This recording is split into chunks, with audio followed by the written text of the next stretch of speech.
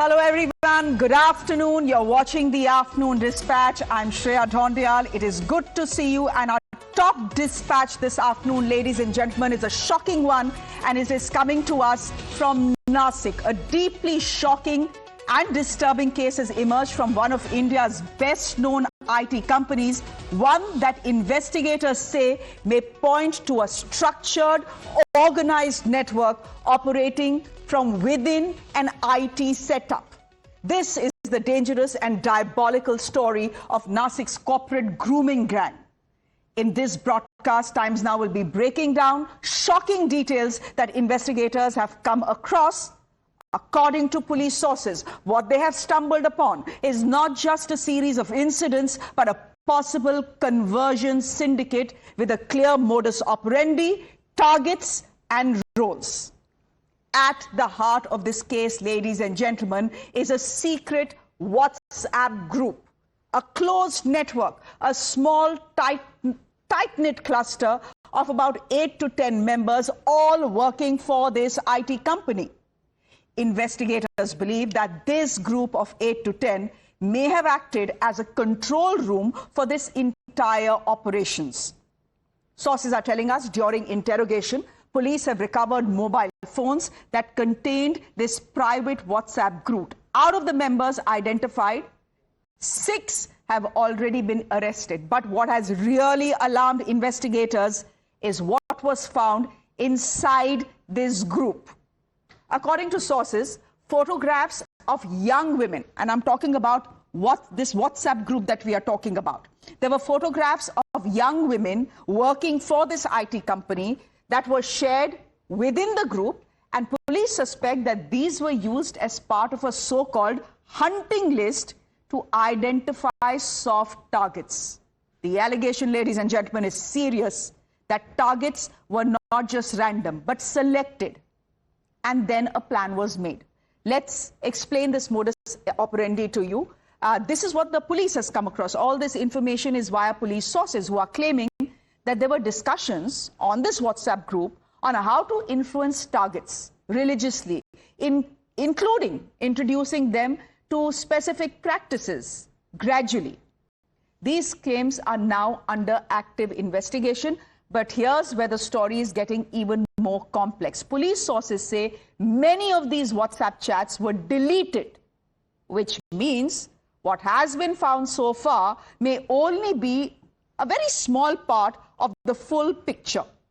Forensic teams have now been brought in to recover deleted data and rebuild this entire digital trail. Investigators, in fact, believe that the full extent of this network may only emerge once that data is restored. Let me go straight across to Arunil, who is joining us on this broadcast. Arunil, a lot of the investigations that have happened so far in this case are hugely dependent on these WhatsApp chats that we are now bringing to our viewers. Can you tell us what exactly was the task of this WhatsApp chat? So far, what we've understood is that this WhatsApp group had some 8 to 10 members, and the task was for them to identify soft women targets working for this very IT company, essentially their own colleagues, and then try and convert them. Is that what the police believes?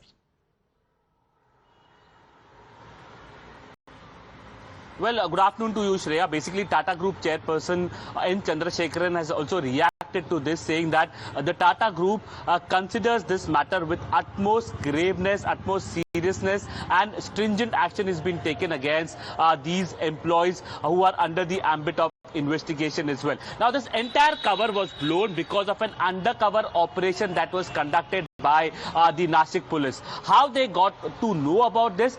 Because of an unusual behavior allegedly by one young woman who was working in this BPO service of the TCS.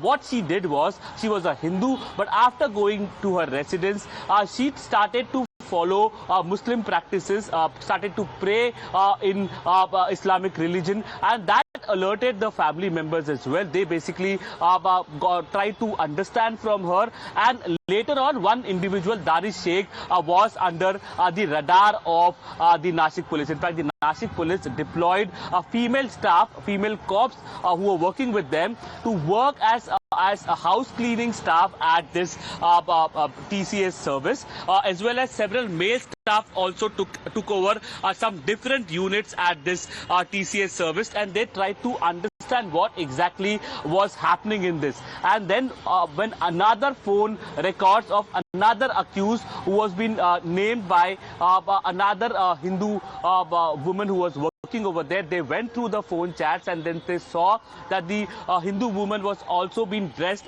as a Muslim, and more investigation subsequently followed by the Nashik police. Around 8 people are on the radar. In fact, sources also tell us that it was kind of a conspiracy between, it was kind of a hand in gloves that was being done by people who were from the training staff, around 6 people who belonged to the training staff, and 2 were the HR professionals. So whenever any kind of alarm bells were being rung by these victim women as well, the HR professionals were taking care of the entire matter. And the training staff, basically what they were doing allegedly was they were trying to nab or trying to identify those suspects who can be easily influenced, who can be easily pressurized. There some women who were not falling prey to the pressure that was being mounted on them. Additional work was being given to them so that they ultimately fall prey to the pressure that was being mounted. What we are looking at is a corporate grooming gang that was operating from inside one of India's best-known IT companies, TCS. In Nashik, of course, this was a 147-member BPO that was operational, in which this grooming gang was active. In fact, after that tip-off you spoke about, after this Hindu woman starts starts reading the namaz 5 times a day and her parents go to the police, that was the tip-off. For 1 month, a team of the police was actually deployed at TCS. They were undercover.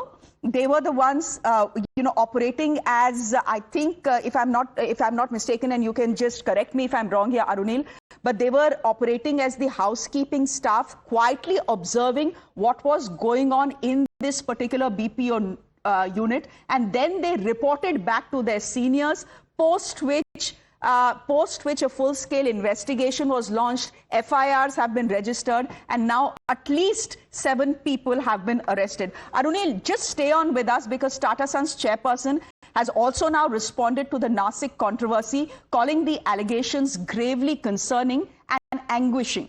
He is saying that the company is treating the matter with utmost seriousness, and that he has already initiated action against the accused employees and is extending full cooperation to the investigation. The Tata Group has in fact reiterated its zero-tolerance policy towards any form of coercion or misconduct. A detailed internal probe is now underway, with assurances that strict action will follow against those who are found guilty. The point is, those who have been found guilty, Arunil, of a crime, and they have been arrested. But what was the HR in this case doing? By the looks of it, nothing. They simply asked women who complained to keep quiet, and that becomes a problem. Now, this is breaking news coming in, ladies and gentlemen, and Arunil, do stay on with us. According to sources, the allegations are pointing to a coordinated nexus between the training staff and HR, with access to employee profiles even before they joined the company.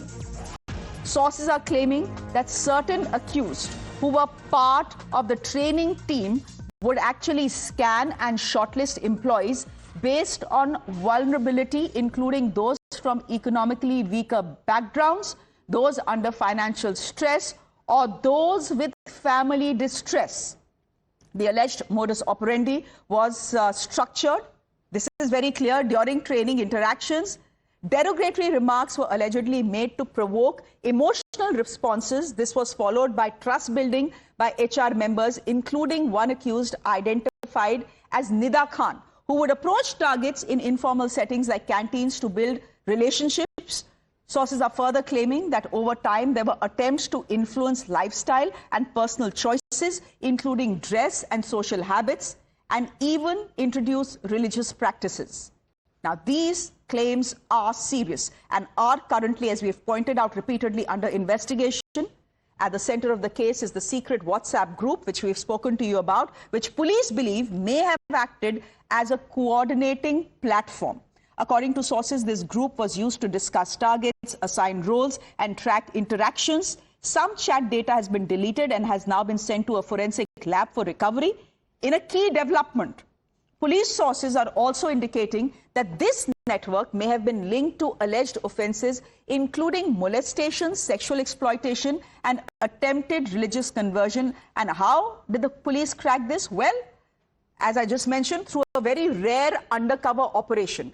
The Nashik police, ladies and gentlemen, deployed female constables as housekeeping staff and placed personnel inside the company to verify the allegations from within.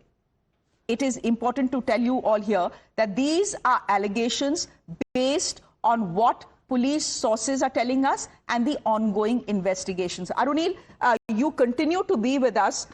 We have spoken about how for nearly a month a group of undercover police personnel quietly worked inside this TCS BPO unit in Nashik, posing as housekeeping staff, observing daily interactions and then reporting back to their seniors. So this was this was, as we say, a kick-ass undercover operation. We have spoken about the fact that this was, this was a coordinated attempt, a structured attempt to identify soft targets and then try and convert them by various ways. But there are also allegations of sexual harassment and molestation. Can you tell us something about that as well?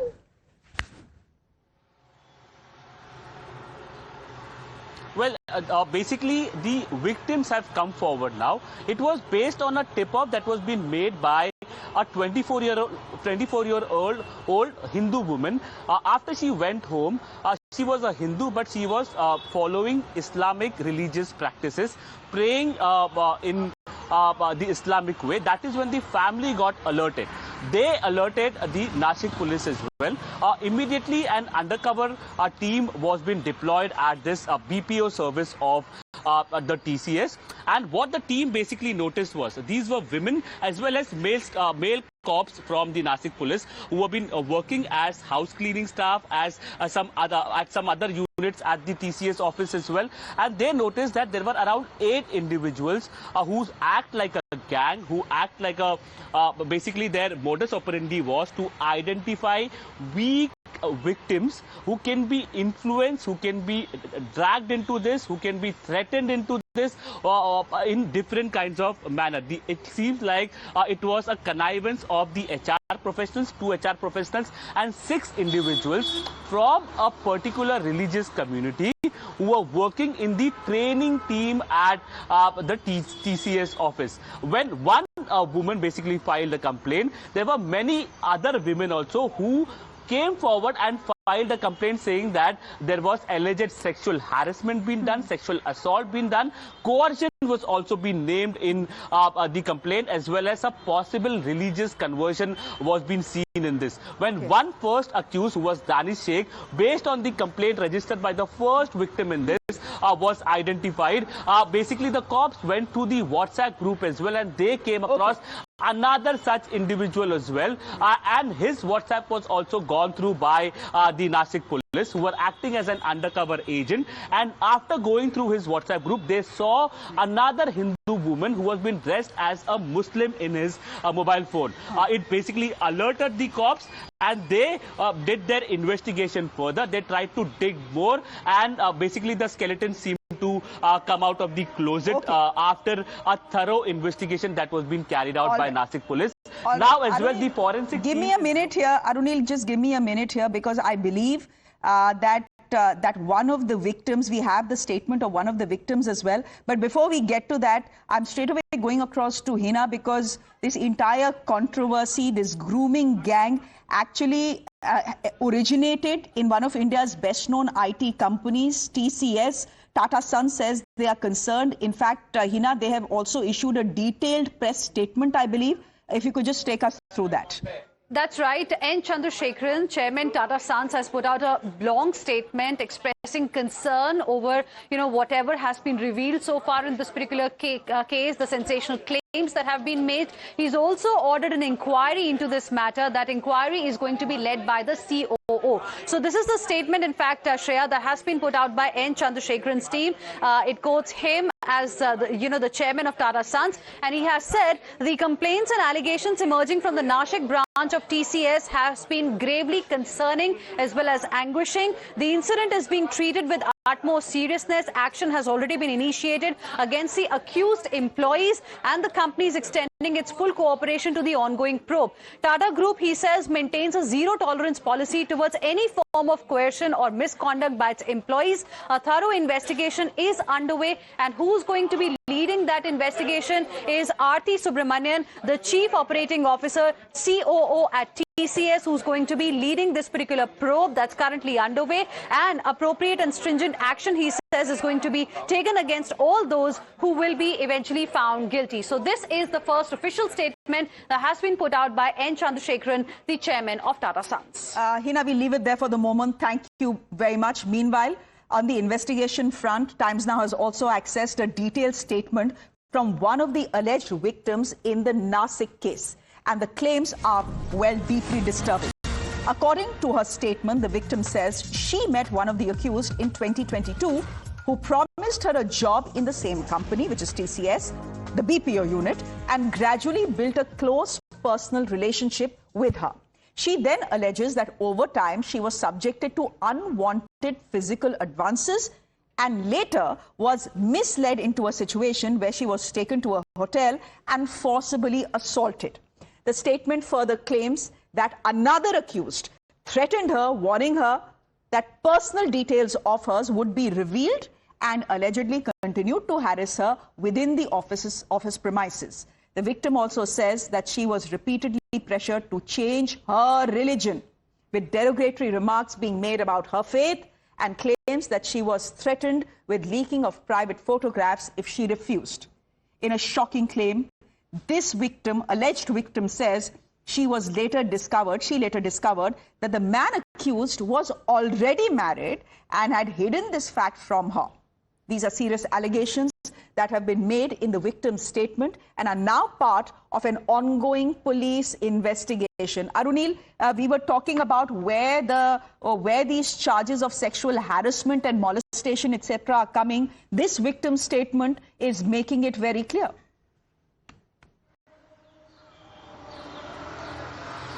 Well, that is right. Basically, this is a police complaint that has been registered by the victim in this case, a 24-year-old woman. She is basically saying that one Danish Sheikh, who was to work in this BPO of the TCS company, basically promised her marriage. He kept it in dark that he was already married, and then later on basically tried to forcibly do religious conversion with the concerned victim as well.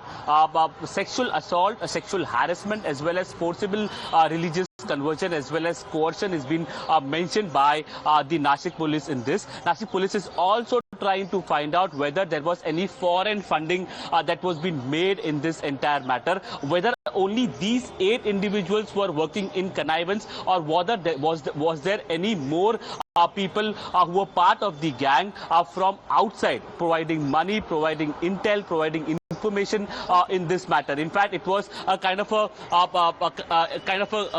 gang that was operating in this, because the profiles of these women were being shared with these 6 individuals who were part of the training team, and only those women who were vulnerable, according to these gang members, basically who were from a relatively humble background, who were in the need of money, who were in the need of job, who can be easily influenced to basically carry out their religious conversion operations, were being identified by these accused, or these 8 individuals who were working in the TCS company. The entire cover was blown based on the complaint that was being registered by the first victim.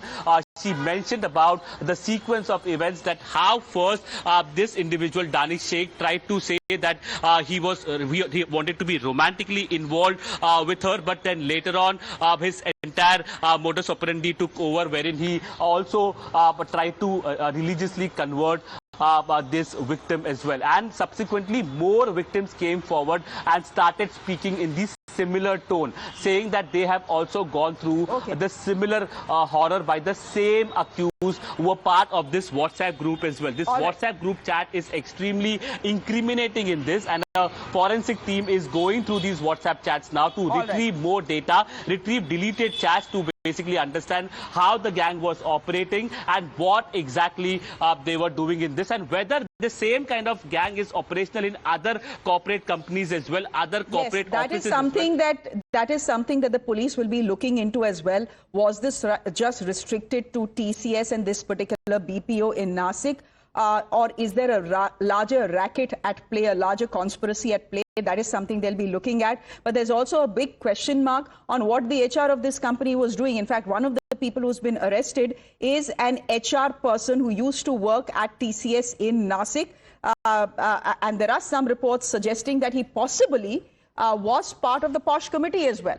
Anyhow, we'll leave it there for the moment. Thank you very much, Arunil, for getting us our top dispatch this afternoon from Nashik. Ladies and gentlemen, we are moving on to the second big dispatch this afternoon.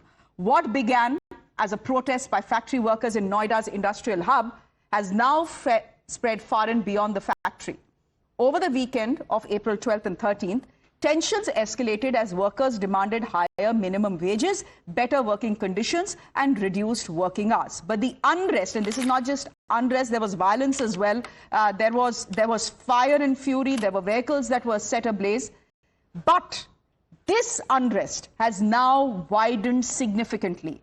We have domestic workers, house helps, security guard. They have joined these protests demanding higher wages and better labor conditions. So from factories to gated societies, the impact is now being felt across Noida's residential and industrial zones as protesters and protests spread beyond industrial units into posh housing complexes. This initially started as an industrial labor dispute. It is evolving into a broader wage and livelihood movement with growing concerns over how far the unrest could extend in the coming days. The pictures that you're seeing are coming from across Noida. They are not isolated flashes of unrest. They are part of a wider disturbances that played out across multiple industrial and residential pockets throughout the day. Shift to Sector 70, for example, where crowds gathered. This was a mob, traffic slowed down, and the ripple effects of the protests begin to be impacted almost daily. At the heart of the industrial belt in phase 2, the situation escalated. You can see the pictures on your screens. There was damage, there was confrontation, there was heavy police deployment trying to bring the situation under control. Across these locations, ladies and gentlemen, one pattern stands out: spread, scale, and synchronization. My colleagues on the ground getting us more from there. Noida के sector 68 के गली चौखड़ी के गली number 2 में अचानक से police वालों के ऊपर पत्थरबाजी शुरू हो गई। उसके बाद आनन फानन में यहाँ पर पुलिस की बड़ी तादाद में टीम पहुंची और अब उन तमाम जो पत्थरबाज हैं जिन्होंने पत्थर फेंके हैं उन्हें पुलिस यहाँ से लेकर जा रही है। आप तस्वीरों में देख सकते हैं कि यहाँ पर तमाम जो पुलिसकर्मी है, तमाम जो तो देखिए किस तरीके से तमाम वो लोग हैं जिन्होंने पत्थर फेंके थे और उसके बाद अब पुलिस उन्हें यहाँ से लेकर जा रही है। और तस्वीरों में आप देखिए कि कितनी बड़ी तादाद में यहाँ पर पुलिस के साथ साथ यहाँ पर पीएससी के जवान भी है, और वो लगातार इस पूरे इलाके में गश्त कर रहे हैं और उसके बाद जो तमाम जो जिन लोगों ने पत्थरबाजी की है उन्हें यहाँ से पुलिस लेकर के जा रही है। आप तस्वीर में देखिए ये जो पत्थर आप देख रहे हैं, इस तरह के तमाम पत्थर जो है वो अलग अलग जगहों पर फेंके हुए हैं और ये वही पत्थर है जिनको पुलिस के ऊपर उन्होंने फेंका था। तो देखिए गली में जिस तरीके से यहाँ पर पत्थरबाजी हुई उसके बाद से पुलिस जो है पूरे इलाके में गश्त कर रही है और तमाम वो जो लोगों को पहचानने की कोशिश करी जिन्होंने पत्थर चलाए थे और उसके बाद पुलिस उन्हें यहाँ से लेकर के जा रही है।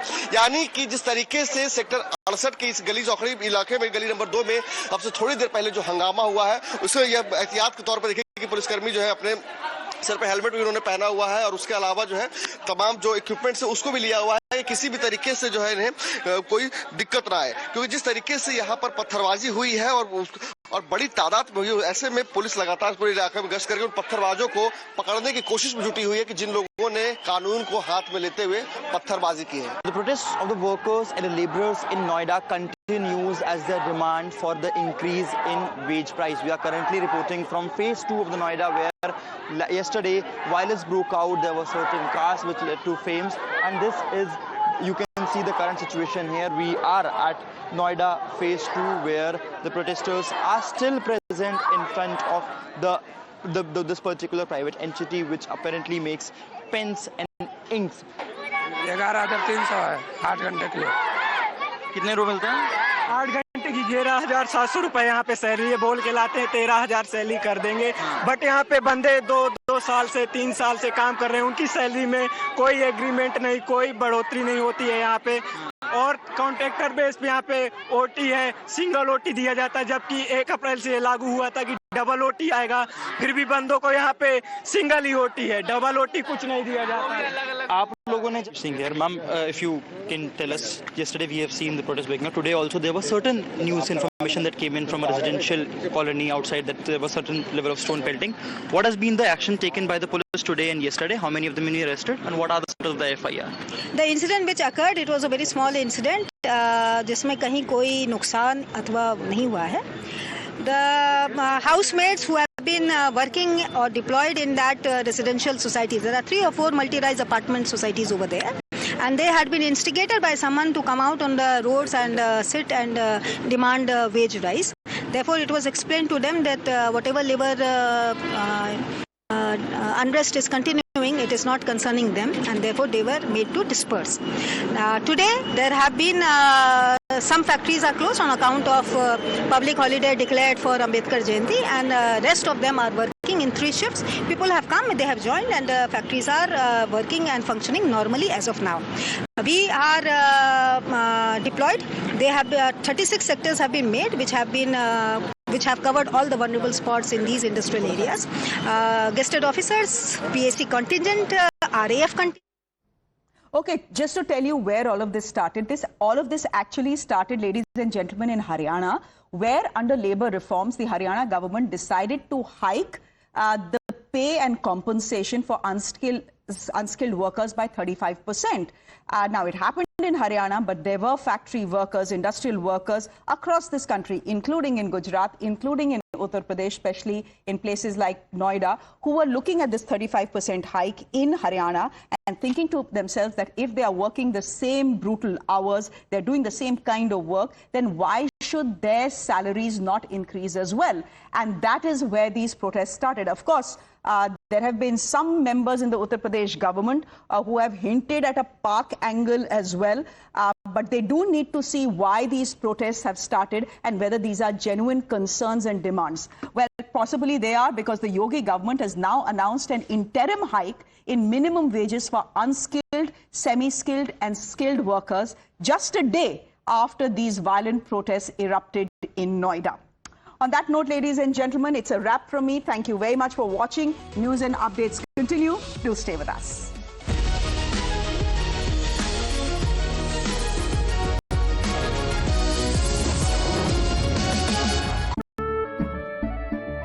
केसरिया